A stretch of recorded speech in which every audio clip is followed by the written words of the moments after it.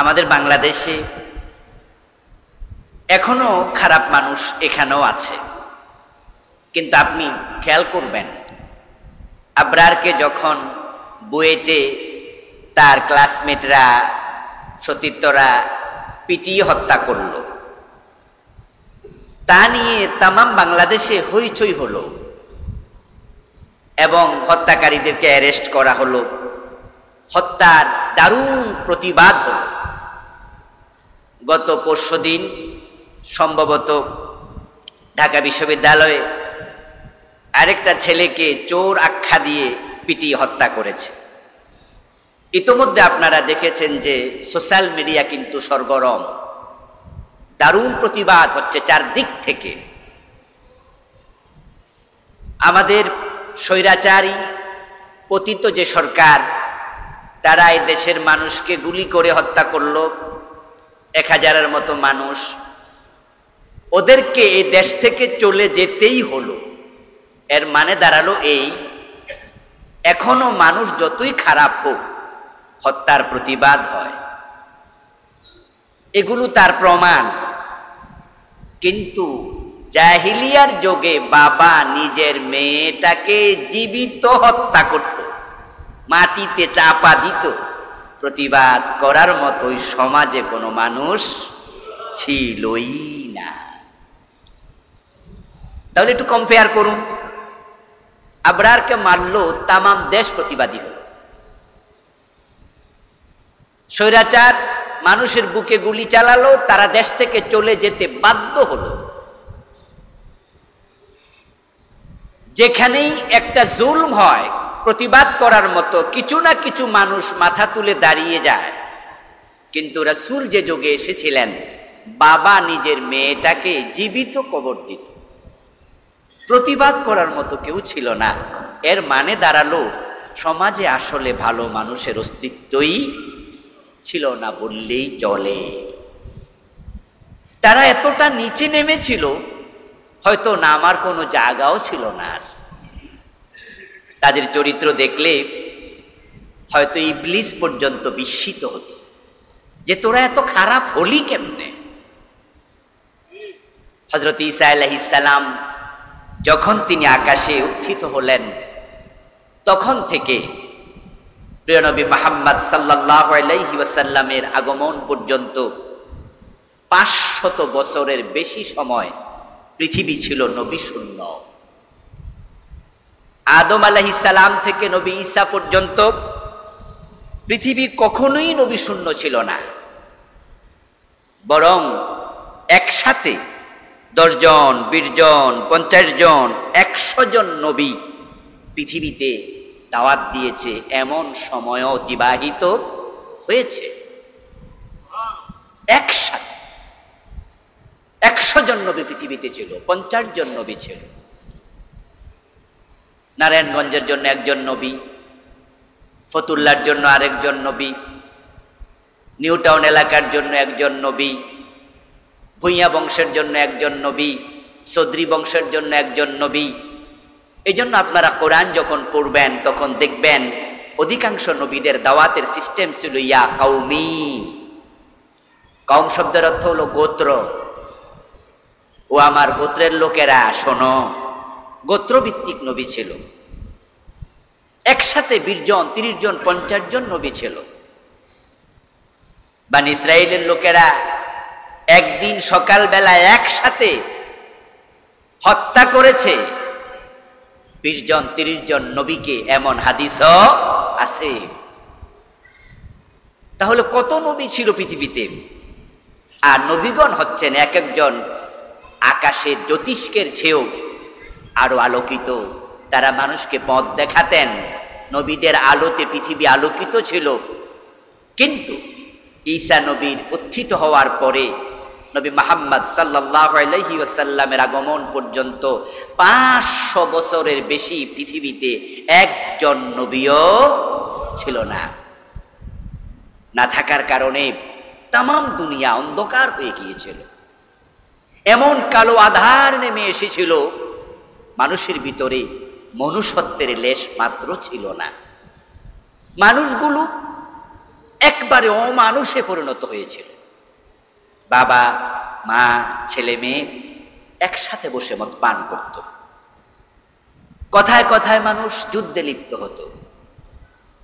কোনো মানুষের মৃত্যুর পরে তার রেখে যাওয়া তলোয়ারটা বাড়ির সামনে গাছে অথবা খুঁটি গাড়িয়ে খুঁটিতে ঝুলিয়ে তারা কবিতা লিখত, যা আমার মৃত বাবার হাতে মোট এতজন মানুষ খুন হয়েছে, যে যত বেশি খুন করত তাকে তারা তত বীর পুরুষ মনে করত। আচ্ছা, আমাদের দেশেও তো খুন আছে। যেই লোকটা খুনি, তাকে খুনি বললে সে কি খুশি হবে? অসম্ভব, রেগে যাবে। কিন্তু তারা কবিতা লিখত যে তার হাতে এতজন খুন হয়েছে। কোন পর্যায়ে নেমে গিয়েছিল তারা? কার বাড়িতে কত গ্যালন মদ পান করা হয় প্রতিদিন, তা নিয়ে কবিতা লিখত। মানুষগুলো কাবা তাওয়াফ যখন করত তখন তাদের গায়ে তারা কাপড় দূরের কথা, একটা তাগাও রাখতো না। 100% ল্যাংটা হয়ে যেত, উলঙ্গ হয়ে যেত। ইভেন রাসূলুল্লাহ সাল্লাল্লাহু আলাইহি ওয়াসাল্লামের বয়স যখন 37, কোন কোন বর্ণনা পাওয়া যায় বয়স যখন 35, নবুয়ত পাওয়ার 5 অথবা 3 বছর আগের ঘটনা। মক্কার লোকেরা কাবা শরীফকে পুনর্নির্মাণ করলো। ওয়াল ভেঙে গিয়েছিল। কাবা যখন পুনরায় নির্মাণ করছিল তখন তারা ইট সংগ্রহ করার জন্য, পাথর সংগ্রহ করার জন্য কাজ করছিল। সেই কাজে প্রিয় নবীজি নিজেও সামিল হলেন। উনার আপন চাচা আব্বাস রাসূলুল্লাহর বয়সে মাত্র 2 বছরের সিনিয়র ছিলেন, তারা সমবয়সী ছিলেন। আব্বাস বলতেছে, ভাতিজা, তুমি কাঁধের মাঝে ইট নিচ্ছ, পাথর নিচ্ছ, তোমার কাঁধে দাগ পড়ে যায়, আমার মতো তুমি লুঙ্গিটা খুলে কাঁধে নেও, তারপরে এবার ওই পাথরটা লুঙ্গির উপরে রাখো, এতে করে কাঁধে একটু ব্যথা কম লাগবে। সহিহ বুখারীতে এসেছে রাসূলুল্লাহ সাল্লাল্লাহু আলাইহি ওয়াসাল্লাম তখন নিজের লুঙ্গি খুললেন। কোন আলোচনা আসছে খুলতে চাইলেন, তবে বুখারীর বর্ণনাটা স্পষ্ট, তিনি খুলে ফেললেন, এর মাঝে বেহুশ হয়ে গেলেন। হুঁশ ফিরে এসে রাসূল বললেন, ইজারি ইজারি, আমার লুঙ্গি কই, লুঙ্গি কই। তো কেউ কেউ বলেন যারা খুলতে চাইছিলেন খোলেননি, এর মাঝে বেহুশ হলেন। তাহলে আব্বাস কি লুঙ্গি ফরা ছিল না লুঙ্গি খোলা ছিল? আচ্ছা, আমরা যারা এখানে আছি, আমাদের হাতে যদি 10, 20 হাজার, 50 হাজার দিয়া বলে লুঙ্গি খুলে হাঁটেন, হাঁটতে পারবেন? আমাদের দেশে যে সমস্ত মেয়েরা টাকা দিলে ইজ্জত বিক্রি করে, পতিতা, ওই পতিতা নারী, সেও কিন্তু লুকায়া লুকায়া পতিতা বৃত্তি করে, রাস্তায় দাঁড়ায়া করে না। কোনো পতিতাকেও যদি 10 হাজার, 20 হাজার, 50 হাজার দিয়া বলেন কাপড় খুলে রাস্তায় হাঁটো, পতিতাও রাজি হবে নাকি?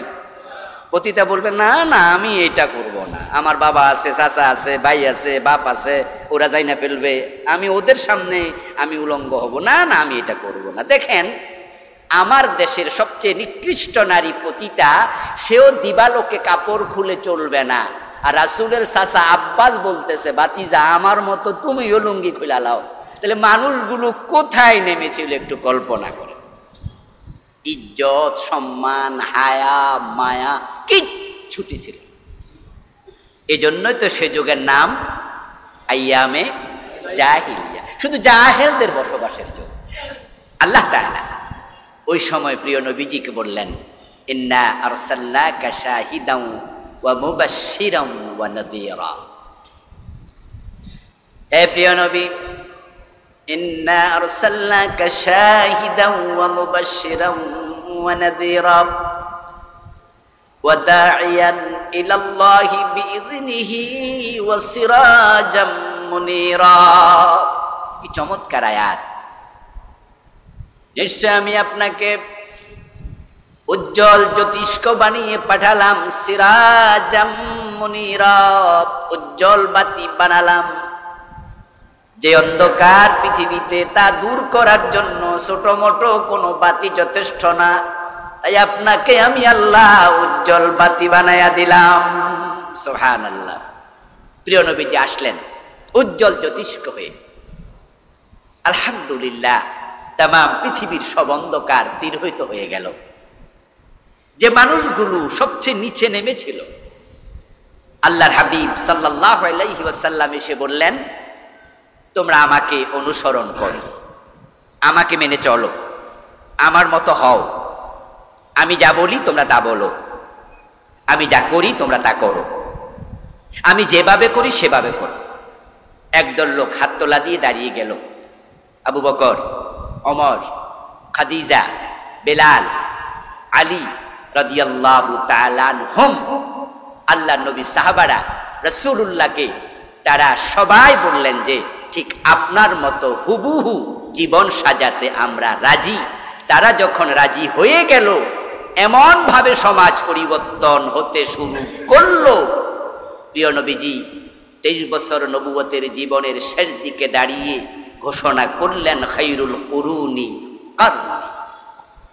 তামাম দুনিয়ার মানুষ, তোমরা যে যুগের নাম দিলে আইয়ামে জাহিলিয়া, আমি নবী মুহাম্মদ ঘোষণা করে যাচ্ছি, আমার যুগ হয়ে গেছে পৃথিবীর সর্বকালের সর্বশ্রেষ্ঠ যুগ।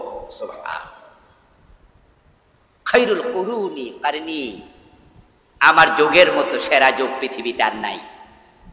আবু বকরের মতো এমন মানুষ তৈরি হলো, উনার ব্যাপারে আমাদের আকীদা হয়ে গেল আফদালুন নাস বাদাল আম্বিয়া আবু বকর সিদ্দিক রাদিয়াল্লাহু তাআলা আনহু।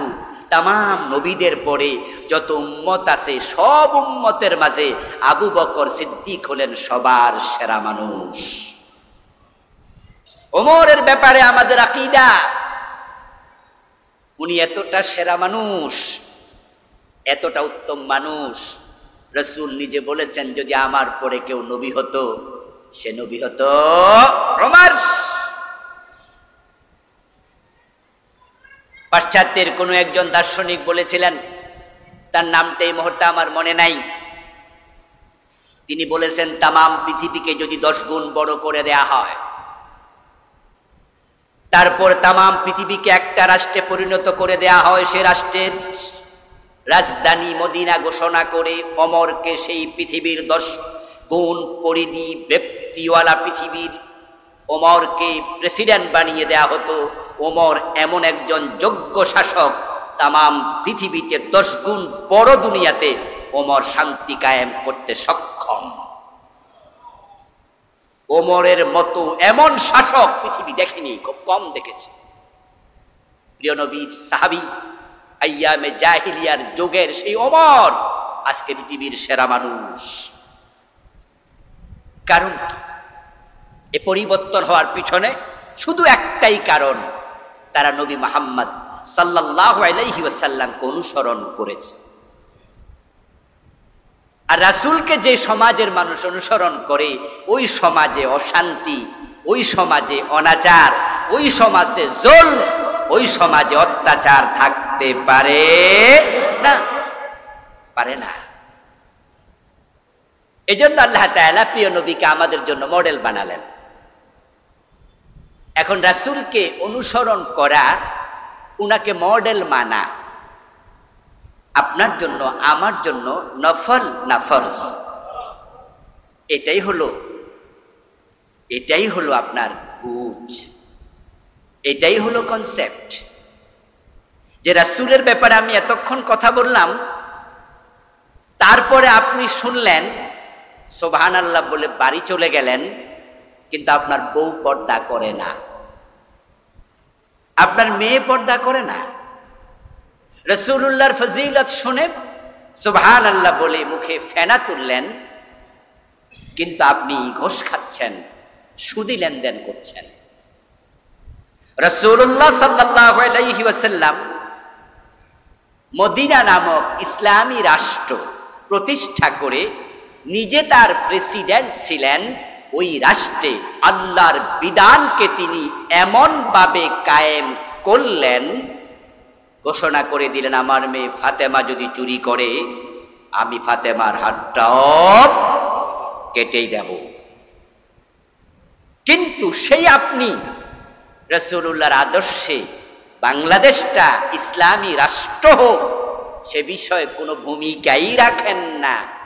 রাসূলের আলোচনা শুনে আপনার কোনো লাভ নাই, আপনার কনসেপ্টটাই ভুল। বড় পরিতাপ, এই দেশের মানুষের কনসেপ্টে এত গলত, এত গলত। এই যে আমি আপনাদের সামনে বসে আছি, যদি আমি মাথা থেকে টুপিটা খুলে ফেলি আর আজকে নামাজটাও টুপি ছাড়া পড়াই, তাহলে অনেকেই গোপনে গোপনে মোবাইলে ছবি তুলে রাখবে, এখানে বসে বসে সমালোচনা করবে, অথবা কালকে ফেসবুকে লিখবে টুপি ছাড়া জুমার নামাজ, এবং ফেসবুক সরগরম হয়ে যাবে। কিন্তু আপনাদের যদি আমি প্রশ্ন করি, এই যে আমি টুপি খুলে ফেললাম, গুনাহ হয়েছে নাকি? টুপি মাথা দেয়া কি ফরজ, ওয়াজিব, সুন্নতে মুআক্কাদা? বরং এটা সুন্নতে জায়েদা, সুন্নতে না ফেলা, দিলে সওয়াব আছে, না দিলে কোনো গুনাহ নাই। কিন্তু রাসূলের আদর্শে দেশ চালানো, চোর ধরে হাত কাটা, ডাকাত ধরে শুলে দেয়া, জেনা করলে পাথর মারা, মদ পান করলে 80 বেত লাগানো, এই বিধানগুলো সমাজে কায়েম করা সুন্নত না ফরজ? এগুলো 52-53 বছর তো নাই। ফেসবুকে সমালোচনা কই, জ্বর উঠলো কই, লেখালেখি কই? যেটা নফল সেটা নিয়ে সিরিয়াস, যেটা ফরজ সেটার খবর নাই। এর মানে ইসলামের বুঝটাই গলত, কনসেপ্টটাই আপনার। এদেশের মানুষ বড় আবেগী, তাদের ইসলামের ইমোশন অনেক, ইসলামের কনসেপ্ট বড় দুর্বল। প্রিয় নবী মুহাম্মদ সাল্লাল্লাহু আলাইহি ওয়াসাল্লামকে যদি ওই আইয়ামে জাহিলিয়াতের যুগের আবু বকর, ওমর, ওসমান, আলী তারা হুবহু অনুসরণ না করতেন, এ পরিবর্তন হতো না। ঠিক আজকের দিনেও নবীকে আমরা ভালোবাসি, নবীকে মহাব্বত করি, নবীর দরুদ পড়ি, রবিউল আউয়ালে আলোচনা করি, কিন্তু অনুসরণ করার ক্ষেত্রে পিছিয়ে থাকার কারণে এদেশ ইসলামী সমাজ প্রতিষ্ঠিত হয়নি। যদি আমরা চাই নবীর মুহাম্মদের যুগের মতো আইয়ামে জাহিলিয়া ইসলামী সমাজ উত্তম পরিবেশে নতুন করে পরিবর্তন হোক, বাংলাদেশেও রাসূলুল্লাহর আদর্শ বাস্তবায়ন দরকার আছে না নাই? এটা করা আপনার জন্য, আমার জন্য ফরজ, এটা আবশ্যিক বিধান। রাসূলুল্লাহ সাল্লাল্লাহু আলাইহি ওয়াসাল্লামকে অনুসরণ না করলে জান্নাত পাওয়া যাবে না। উনাকে অনুসরণ করা ফরজ।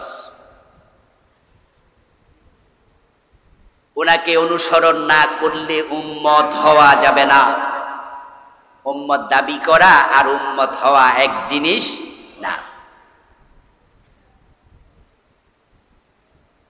স্বাধীনতার সময় বয়স ছিল 9 বছর, 7 বছর, অথবা জন্ম হয়েছে স্বাধীনতার পরে, কিন্তু মুক্তিযোদ্ধা সার্টিফিকেট পাইয়া গেছে এমন লোক বাংলাদেশে আছে কিনা? স্বাধীনতার সময় জন্ম হয় নাই, সেও নাকি মুক্তিযোদ্ধা। বয়স ছিল 7 বছর, মায়ের কোলে বসে আছে, দুধ খায়, এও নাকি মুক্তিযোদ্ধা। 3 বছরের বাচ্চা মুক্তিযোদ্ধা। আচ্ছা, এবার বলুন তো, তাকে মুক্তিযোদ্ধার সার্টিফিকেট যদি আমাদের মুক্তিযোদ্ধা মন্ত্রণালয়ের মন্ত্রী নিজে একবারে সিল সাপ্পর মাইরাও দেয়, এটা কি অরিজিনাল না ভুয়া? যাচাই বাছাই এটা টিকবে তো? তো রাসূলের জীবন আদর্শ আপনার জীবনে নাই, পরিবারে নাই, আর আপনি কোন আমি সুন্নি, এটা কি আসল না ভুয়া? আল্লাহর বিচারে টিকবে তো? কত লোক ধরা খাবে আখিরাতে, তার কোনো হিসাব নাই। এই দেশে ভুয়া আশিকে রাসূলের অভাব নাই, ভুয়া আহলে সুন্নির দাবিদারের অভাব নাই, কিন্তু রাসূলুল্লাহর পুরা জীবন অনুসরণ করে বাস্তবে প্রমাণ দিচ্ছে আমি আশিকে রাসূল, এই জাতীয় লোকের সংখ্যা বড়ই স্বল্প। আল্লাহ নবী মুহাম্মদ সাল্লাল্লাহু আলাইহি ওয়াসাল্লামকে পাওয়ার পরেও যদি আপনি জান্নাত না পান, আপনি হতভাগা। উনার উম্মত হতে পারা কত বড় সৌভাগ্যের। প্রিয় নবীজি সাল্লাল্লাহু আলাইহি ওয়াসাল্লাম বলেছেন, মান আহাব্বা সুন্নতি ফাকাদ আহাব্বানি ওয়া মান আহাব্বানি কানা মাই ফিল জান্নাহ। যে ব্যক্তি আমার সুন্নাহকে লালন করবে, ভালোবাসবে, অনুসরণ করবে, সে আমি নবী মুহাম্মদকে ভালোবাসে, আর যে আমার সুন্নাহকে লালন করার মাধ্যমে আমার ভালোবাসার প্রমাণ দেবে, কানা মাই ফিল জান্নাহ, সে জান্নাতে আমার সাথে ঢুকবে। সুবহানাল্লাহ। প্রিয় নবীজি আপনাকে আমাকে সাথে নিয়ে জান্নাতে যাবেন বলেছেন। একটি দুটি হাদিসে নয়, অনেকগুলো হাদিসে তিনি বলেছেন। قال النبي صلى الله عليه وسلم أنا أول من يحرك حلق الجنة فيقول الخازن من أنت فأقول محمد فيقول الخازن بك أمرت أن لا أفتح لأحد قبلك فأدخل الجنة ومعي فقراء المسلمين أو كما قال النبي عليه الصلاة والسلام।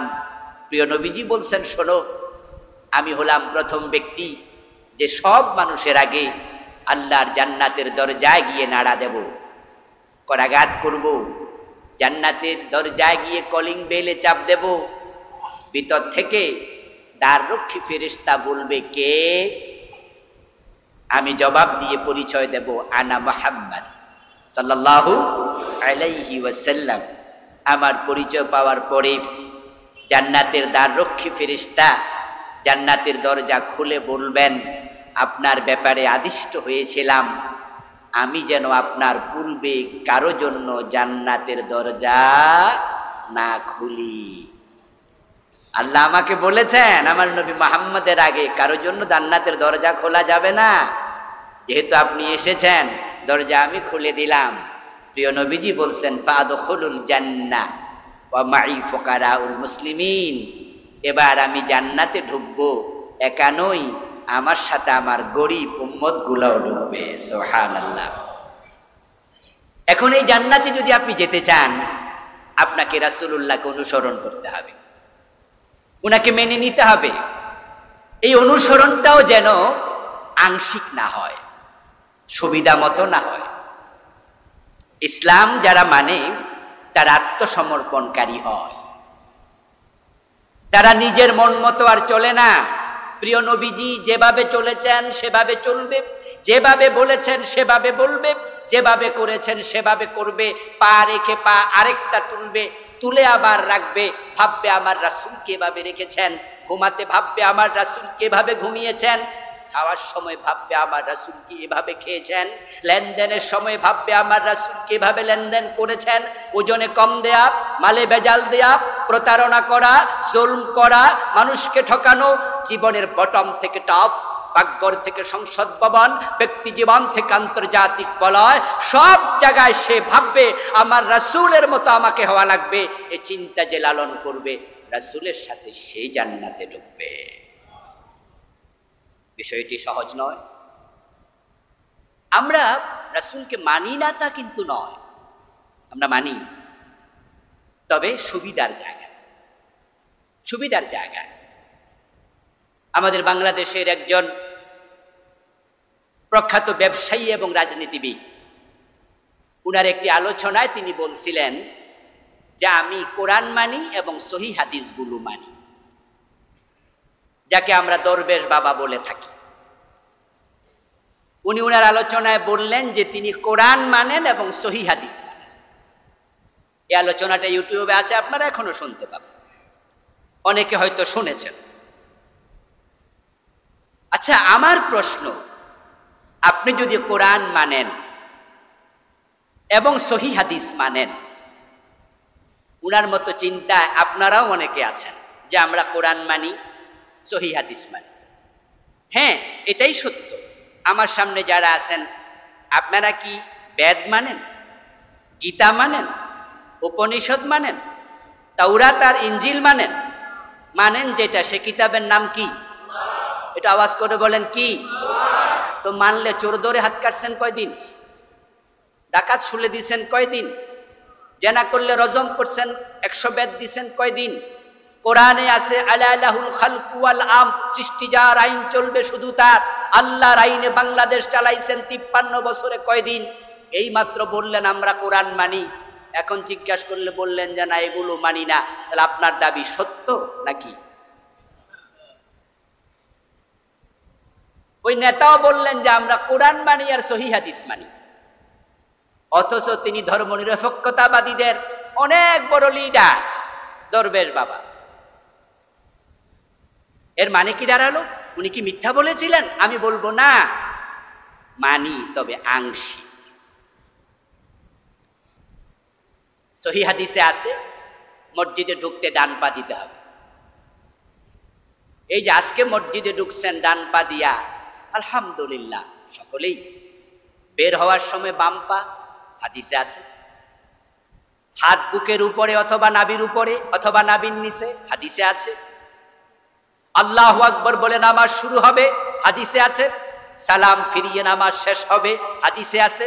তো হাদিস মানেন না বললো কে? রাসূল মানেন না কে বললো? রাসূল তো মানেন।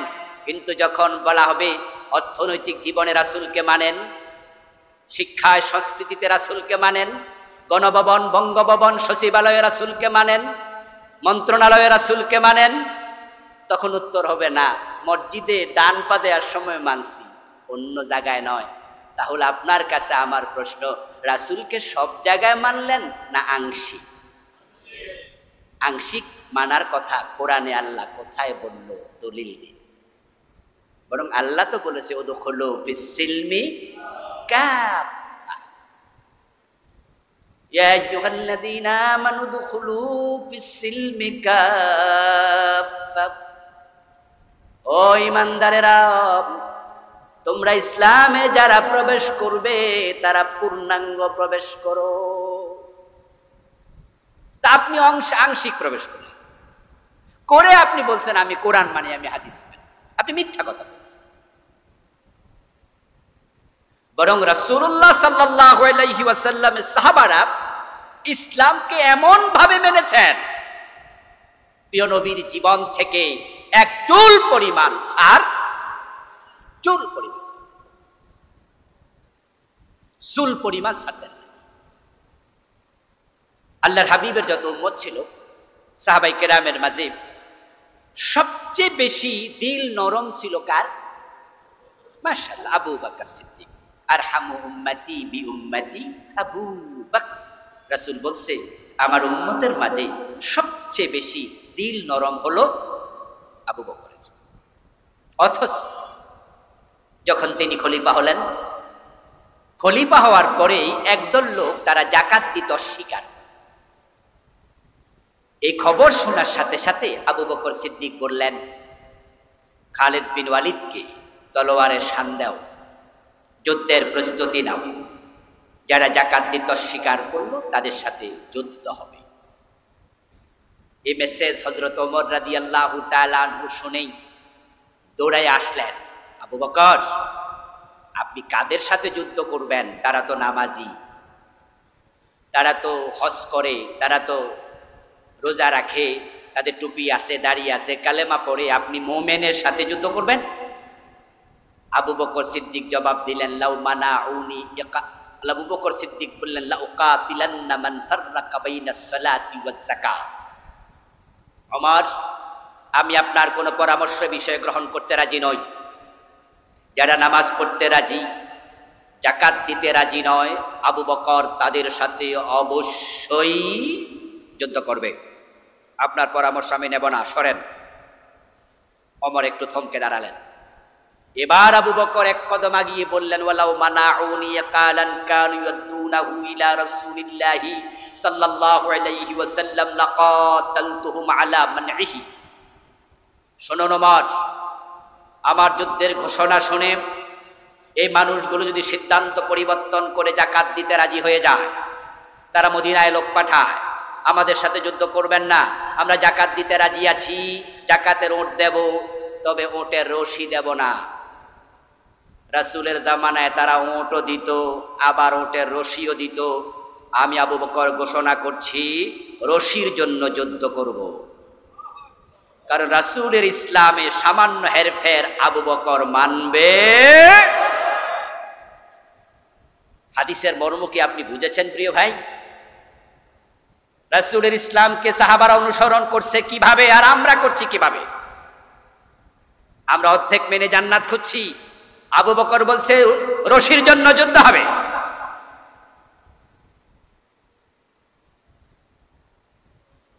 প্রিয় নবীজি বলেছেন, আল মুমিন কাল জামালি রানিফ হাইসু মা কিদা ইয়ানকাদ। মোমেন হবেন, ইসলামে ঢুকবেন, পুরা ঢুকবেন, মাথা নত করে ঢুকবেন, আত্মসমর্পণ করে ঢুকবেন, হয়ে যাবেন সে ওটের মতো যে ওটের নাকের ভিতরে মালিক রশি ঢুকিয়ে দিয়েছে। ওই ওট মন মতো আর চলবে না, মালিক টানে যেদিকে কদম দেবে সেদিকে। আল্লাহর নবী আমাদের আদর্শ, ওনাকে জীবনের সব জায়গায় মেনে চলুন, লালন করুন। তাকে মানতে হলে তাকে জানতেই হবে, যাকে মানা ফরজ তাকে জানাও ফরজ।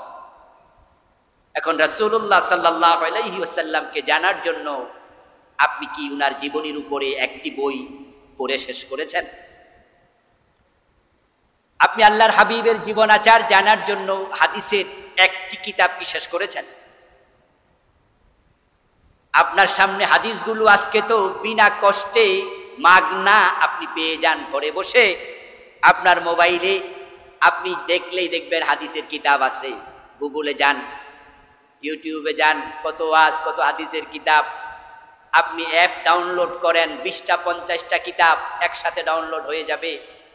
মাগনা পেলেন, কষ্ট ছাড়া পেলেন, তারপরও আপনি পড়ে রাসূলকে জানেন না।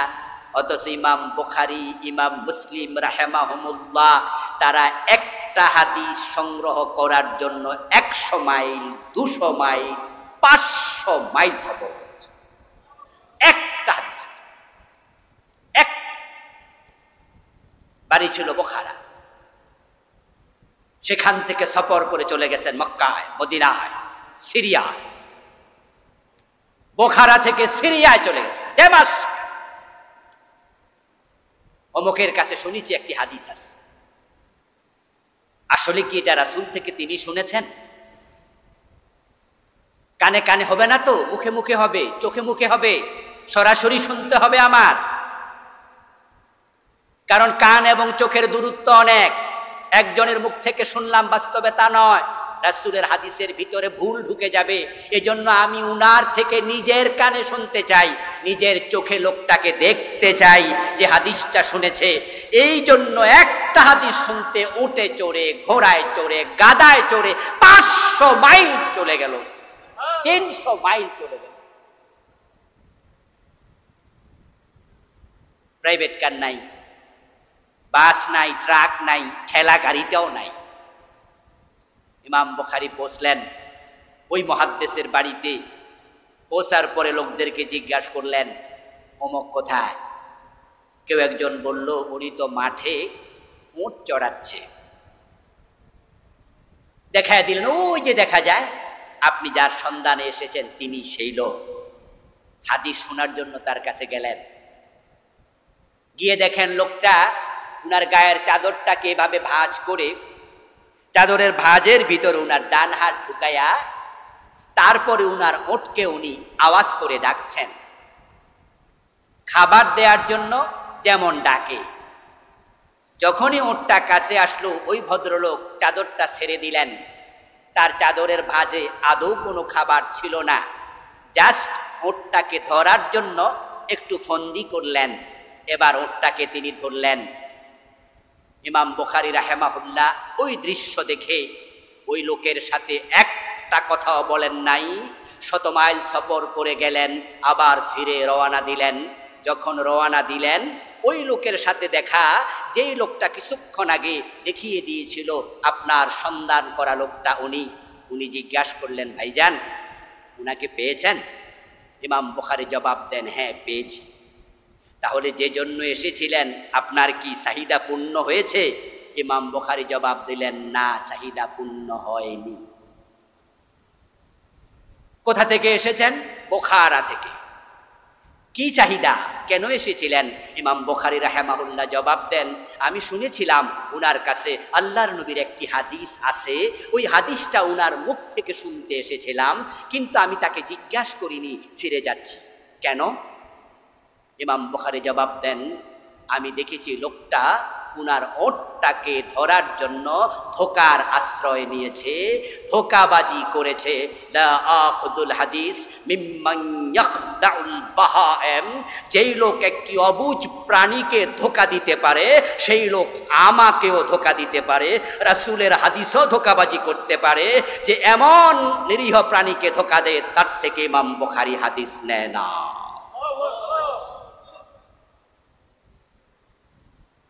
ফিরে চলে গেলেন। একটি হাদিসের জন্য যারা এত পরিশ্রম করলেন, আজকে হাদিসের কিতাব মাগনা পেয়ে গেলেন তো নিজের টেবিলের উপর, 200 টাকা 500 টাকা দিয়ে কিনলে, অথচ পড়ে শেষ করেননি একটি হাদিসের কিতাব। মিশকাতের মতো একটি কিতাব প্রথম থেকে শেষ পর্যন্ত আপনি পড়ে ফেলুন, রাসূলের জীবন চরিত্র জেনে ফেলবেন। আর রাহিকুল মাখতুমের মতো একটি ইতিহাসের কিতাব পড়ে ফেলুন, রাসূলুল্লাহ জীবনী জেনে ফেলবেন। আপনার বয়স 30, 40, 50, 60 হয়ে গেল, এখনো প্রিয় নবীর জীবনীর উপরে লেখা একটি ইতিহাসের কিতাব প্রথম থেকে শেষ পর্যন্ত পড়া হয়নি। আপনি নিজেকে আশেকে রাসূল দাবি করেন কেমনে? একটি হাদিসের কিতাব আপনি এখনো পড়লেনই না, মানা তো দূরের কথা, নিজেকে সুন্নি মুসলিম দাবি করেন কেমনে? এজন্য প্রিয় ভাইয়েরা, যে নবীকে অনুসরণ করা ফরজ, তার ব্যাপারে এলেম অর্জন করা ফরজ। আসুন আমরা আজকের এই প্রোগ্রাম থেকে, জুমার আলোচনা থেকে, খুতবা থেকে এতটুকু সিদ্ধান্ত নিয়ে বাড়ি যাই যে আমরা সিরাতুন নবীর এই মাসে, মিলাদুন নবীর এই মাসে কমপক্ষে আল্লাহর হাবিবের জীবনের উপরে লেখা একটা বই পড়া শুরু করব। 2 মাস লাগুক, 3 মাস লাগুক, 5 মাস লাগুক, পড়ে শেষ করব। এ সিদ্ধান্ত আমরা নিতে পারবো তো ইনশাআল্লাহ? এবং হাদিসের কিতাব বাংলা এখন অনুবাদ করা আছে। মিশকাত পুরাটাই একসাথে পাওয়া যায়। মিশকাত হাদিসের চমৎকার একটি কিতাব। বুখারী, মুসলিম সহ সিয়াসিত্তার বাহিরের আরো অনেক কিতাবের মৌলিক হাদিসগুলোকে উনি একসাথ করেছেন। এই জন্য অনুবাদের এই কিতাবটি কিনে ফেলুন, প্রথম থেকে পড়া শুরু করুন। 2 মাস, 6 মাস, 1 বছর লাগুক, প্রতিদিন 5টা 6টা হাদিস করে পড়ুন। শেষ পর্যন্ত পৌঁছে গেলে দেখবেন ইসলাম সম্পর্কে আপনার একটি পরিপূর্ণ কনসেপশন তৈরি হয়ে যাবে। আমরা এই সিদ্ধান্ত গ্রহণ করি। আল্লাহ তৌফিক দান করুন, আমিন।